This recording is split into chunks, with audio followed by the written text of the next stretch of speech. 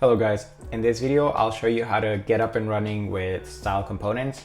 We'll be going from a regular button HTML element where we're passing a class name to creating a style component for it.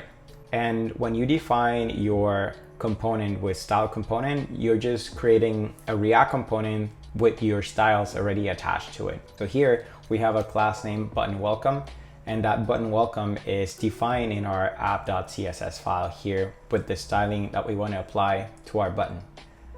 But if we go back to our file and import style components, import style from style components, we'll be creating a new component by calling it welcome button and assigning style.button.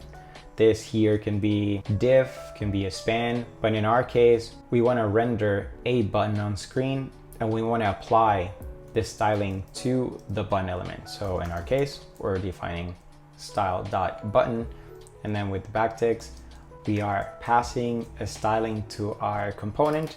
So now we have a welcome button component with the styles attached to it.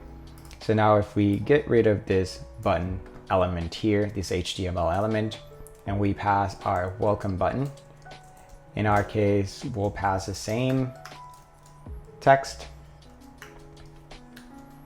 save that, and now we have the new button coming from the welcome button component. So now we have our styling closer to our code. We don't have it in any CSS file anymore. We're not passing a class name to our element anymore. We just created a component with these styles attached to it.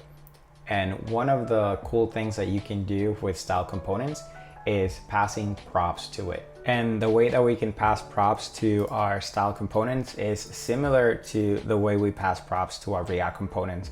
In our case, we do $, I'll call it pink, and that prop will be passed to our component definition here. And the way that we can determine if the prop was passed is to open up $, in curly brackets, so then we can pass in a function that will check for props, and specifically we'll be checking for that pink property that we're passing to the welcome button.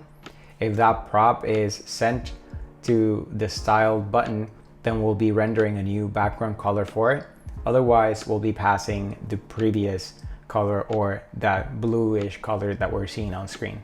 So we'll define a function here. That function will receive the props, and then we'll check if the props includes that pink variable that we're passing in the component.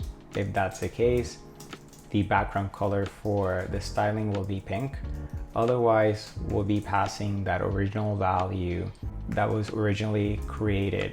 And now we got it. Now we're passing the pink property. We're reading props, checking for that pink property. If it is the pink property, we're rendering the background color as pink, or rendering the style for background color as pink. Otherwise, we'll be rendering the bluish button. So let's change this to nothing. Refresh. Now we have the blue, the original blue color. Otherwise, we'll be rendering pink. So this is great for flexibility. If we want to have a button that's exactly the same styling, but we want to change some properties based on whether it's a primary button, a secondary button, or something else, we can then pass it as a prop value to that style component. Something else that we can do here, similar to our React components, is that we can deconstruct the properties that we're passing to that style component. So in our case, we can deconstruct it to say pink, and instead of doing props.pink, we can just directly deconstruct it from the props that is being passed to this function here, and have the ternary value here to decide whether or not it'll be rendered, the background color will be rendered as pink or the original blue. So in our case, we're refreshing here. It is still pink because we're sending that pink prop to the style component. Otherwise, it'll be going to our original blue value. So this is pretty cool. We can pass the property and then deconstruct the property from within the style component or within the style component definition, and then have the logic inside of that style component to then render the styling that we want for that button. And that's all I have for today. It's just a short video on how to get up and running with style components if you wish to transition from regular class names and CSS files to the style component. This is just a short video to show you how you can do that, and also how you can pass properties to these style components to then add some logic to your styling. I hope you learned something new and use style components in your project. Remember to like and subscribe, and I'll see you in the next video.